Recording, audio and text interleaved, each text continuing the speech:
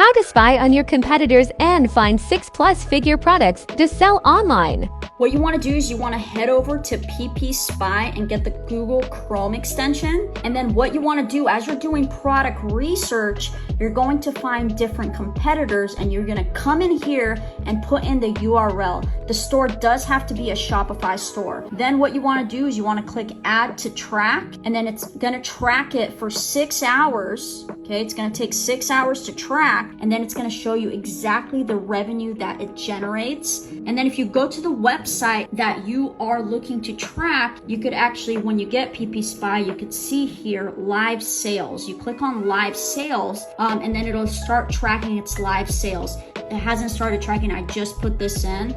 So you have to keep this open. This is somewhat accurate. It's better accuracy when you do the actual 6 hour tracking. This has a 20% like error. So make sure you do the 6 hour tracking to see how much generated revenue your competitor is currently making. This is super, super powerful, guys, when looking for products to sell and being able to see how much a competitor is making so you can see what your potential is when you start selling the products.